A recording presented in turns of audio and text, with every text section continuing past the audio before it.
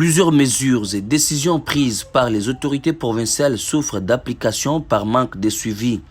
Le constat est amer ici dans la grande avenue du 24 novembre à Kinshasa où, quelques mois seulement après la démolition des maisons construites sur les sites interdits à travers l'opération Coup de poing initiée par l'hôtel de ville de Kinshasa, dans un arrêté signé par le gouverneur, la situation reprend progressivement. Ayant compris le manque de suivi de la part des autorités compétentes, les habitants victimes de cette démolition reprennent avec une allure la reconstruction dans les zones à exproprier.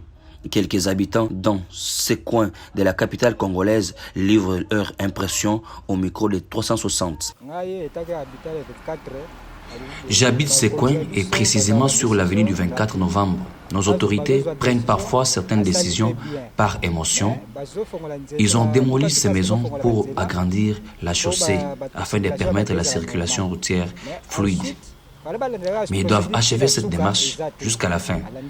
Dommage, ils sont partis pour ne plus revenir. Et pendant ce temps, les victimes ont repris leur exercice de reconstruire aux endroits démolis, puisque l'État congolais a un grand problème de suivi des décisions prises.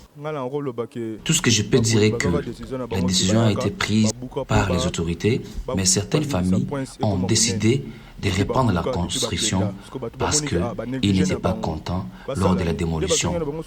Mais cela fait plus de 5 mois. Nous n'avons plus la suite favorable quant à ce. Voilà maintenant, les victimes ont remarqué le manque de suivi des autorités et ils ont repris de reconstruire.